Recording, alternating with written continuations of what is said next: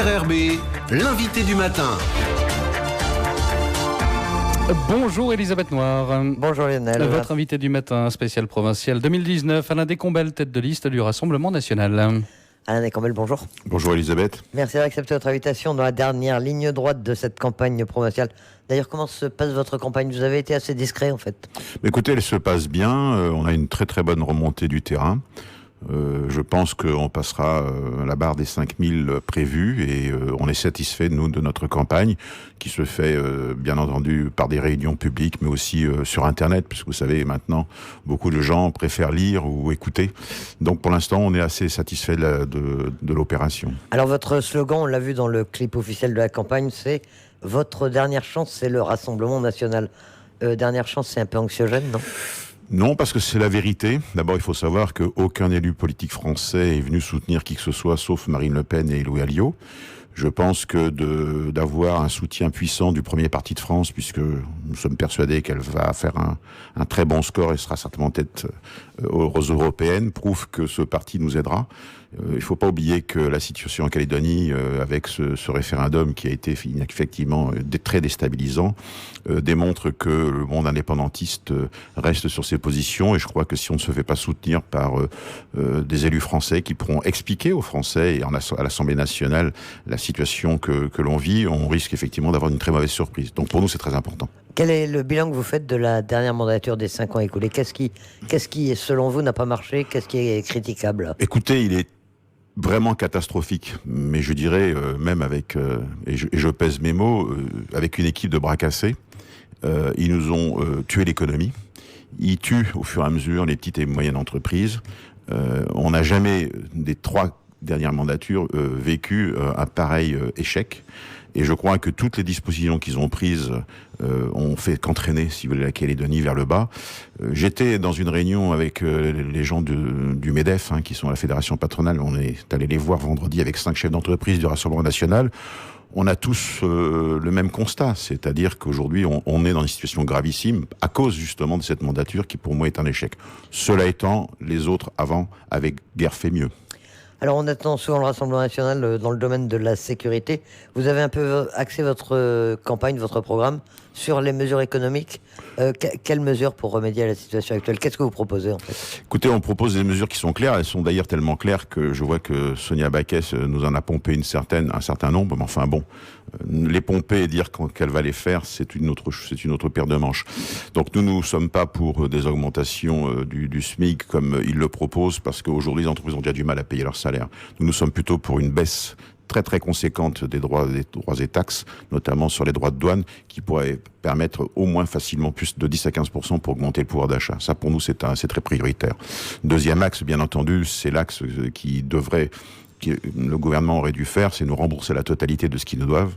Donc, ils nous ont grugé de 5,5 milliards qui nous manquent dans les caisses. Et aujourd'hui, on a avec le passage de la TGC. Avec le passage de la TGC. Ça, c'est un véritable scandale. Enfin, le troisième élément, je pense que, au vu du fait que justement les caisses sont vides grâce à une gestion qui était lamentable, je crois qu'il faut faire appel au gouvernement français pour relancer le BTP et trouver des solutions pour nous aider au financement. Le projet Lucie n'est pas suffisant et ensuite il va être retardé. En même temps, on sait que sur le projet Lucie, les 3/4 vont partir dans des groupes étrangers qui vont récupérer le maximum de ce qui pourrait être fait en Calédonie. Et en même temps, beaucoup de gens du BTP ne peuvent pas non plus forcément aller faire du terrassement sur le projet Lucie. Donc aujourd'hui, dans tous les projets qui existent, il va y avoir un trou d'air énorme et je pense qu'on va avoir une année 2019 catastrophique. Et je prends date, Elisabeth, je pense que le budget 2019 sera, je pense, déclaré insincère par l'État français parce qu'on n'arrivera pas à récupérer les recettes qui étaient prévues pour arriver à équilibrer ce budget. Pourquoi le projet Lucie serait-il retardé ? Vous avez des informations là-dessus ? Eh bien, tout d'abord, parce que dans tout projet de ce genre, vous avez toujours des manifestations qui se font, que ce soit effectivement au niveau des tribus, que ce soit notamment par le fait qu'ils ont fait le choix de favoriser de façon assez très conséquente des gros groupes étrangers qui vont venir s'installer. Donc je pense que tout ceci va amener automatiquement auprès des Calédoniens et des salariés de bon nombre d'entreprises du BTP un mécontentement et je crains que pour tout ceci, ça retarde effectivement la mise en place du projet. Qu'est-ce que vous proposez ? Que propose le Rassemblement National concernant l'avenir institutionnel ? C'est l'autre gros enjeux de ces élections provinciales. Alors, le Front National a toujours été opposé à l'accord de Nouméa, on le sait. Qu'est-ce que propose aujourd'hui le Rassemblement National pour sortir de l'accord de Nouméa? Écoutez, nous, on a une ligne rouge, c'est qu'on n'acceptera jamais, par tous les moyens, et je pèse mes mots, par tous les moyens, on n'acceptera jamais la ligne rouge qui fera que les droits régaliens ne restent pas au sein de l'État français. Pour nous, ça, c'est très clair. Alors après, tous ceux qui font des propositions un peu stupides, de penser qu'on peut accélérer ou pas, vous savez, il faut du temps pour faire un référendum. Donc techniquement, je pense qu'on ira jusqu'au bout. D'abord parce que les indépendantistes veulent aller jusqu'au bout, donc on aura droit au référendum qui sont prévus. On ne pourra prévus. pas les éviter, selon vous. Moi, j'y crois absolument pas, parce qu'ils sont dans une démarche totalitaire qui est de dire on veut l'indépendance. Parce qu'au bout du bout, de toute façon, ils veulent l'indépendance. Et nous, au bout du bout, on veut pas d'indépendance. Et nous sommes les seuls qui sommes les plus clairs sur la situation. C'est-à-dire que on estime que c'est à eux maintenant de faire un effort. On leur a tout donné. On a vraiment fait le maximum, y compris d'ailleurs les deux drapeaux, pour leur faire plaisir. Or aujourd'hui, ce qu'ils veulent, c'est quand même l'indépendance. Et nous n'en voulons pas. Nous sommes très clairs. On est d'accord pour négocier, mais à partir du moment où ces droits régaliens resteront au sein de l'État français. Votre principal argument, en fait, dans cette campagne, c'est le soutien de Marine Le Pen, puisqu'on a vu les scores qu'elle avait fait dans les dernières élections, notamment la présidentielle. Comment se manifeste ce soutien? Vous êtes en contact avec elle, en contact avec Louis Alliot? Oui, on est en contact permanent, puisque Louis Alliot est venu faire participer aussi à la campagne. D'ailleurs, Marine va bientôt nous faire un dernier message par vidéo que nous transmettrons aux Calédoniens. Et j'invite d'ailleurs tous les Calédoniens à aller sur le site Rassemblement National de Nouvelle-Calédonie, s'ils veulent voir un petit peu les propositions que nous faisons sur le plan économique, social. Je pense que ce serait bien que les gens regardent, comme ça ils pourront comparer entre ce qui est possible avec nous et ce qui est éventuellement parfois un peu ubuesque chez les autres. Comme je disais, on a fait des propositions qui sont frappées au coin du bon sens, et je pense que, si vous voulez, les Calédoniens peuvent s'y retrouver dans ce que nous proposons. Dans cette provinciale, combien de sièges visez-vous? On sait que le Front National n'est plus représenté depuis 2009 dans les assemblées. La barre des 5% des inscrits est dure à franchir. C'est 5400 voix dans la province sud. Ça vous semble atteignable, vraiment? On sait que sur les 11 listes, toutes ne passeront pas.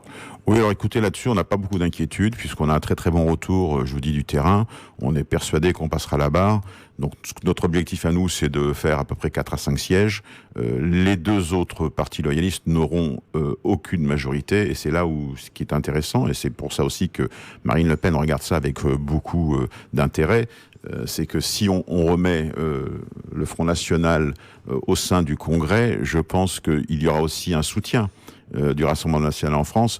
Alors que si effectivement les Calédoniens ne nous faisaient pas passer la barre, eh bien ce sera un parti français qui se désintéressera, en plus des autres, de la situation de Nouvelle-Calédonie. Je pense que les Calédoniens doivent être conscients que de nous remettre au Congrès est une chance pour eux, une chance pour nous, pour qu'on puisse justement éviter ce drame qui serait l'indépendance. Qu'elle soit rampante ou pas, l'indépendance, ça reste une indépendance. Mais avec qui est-ce que vous pourriez faire alliance? Puisque vous dites aucun des personnes n'aura la majorité. Et avec qui est-ce que vous pourriez vous allier dans ce cas-là? Écoutez, je pense qu'après, pour gérer un pays, il ne faut pas avoir d'état d'âme. Ce sera en fonction de celui ou celle qui nous représentera le mieux pour les propositions qu'on fait. Donc on verra à ce moment-là avec qui s'allier. Mais aujourd'hui, nous sommes très loin des propositions farfelues de Calédonie Ensemble sur le plan économique. Enfin, ça, c'est pas nouveau. Ça fait des années que ça dure.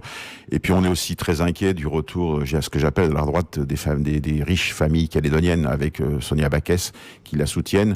Et il est très clair qu'il y a un certain nombre de propositions qu'ils font qui ne nous plaisent pas. Donc après, on restera sur notre ligne de crête comme je l'évoquais, et en même temps sur une ligne économique qui fera qu'ils devront accepter un certain nombre de nos propositions. Après, donc, tout se discute. Mais on n'aura pas d'état d'âme pour gérer le pays, parce que l'important, bien entendu, c'est que les Calédoniens puissent tranquillement savoir que leur province s'occupe d'elle. Donc, je pense que c'est pour nous très important. On évoque l'hypothèse d'une majorité indépendantiste au Congrès. C'est quelque chose que vous redoutez, qui vous fait peur?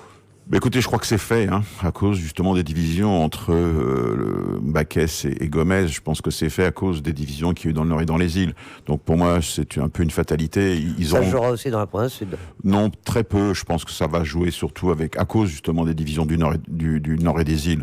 Cela étant, écoutez, on verra après, quand une minorité prend le pouvoir et qu'une majorité d'individus, tous Français sont loyalistes, y compris ceux qui ne votent pas, mais qui vivent ici, parce que aussi c'est un véritable scandale, je crains qu'on va peut-être vers des périodes très troubles.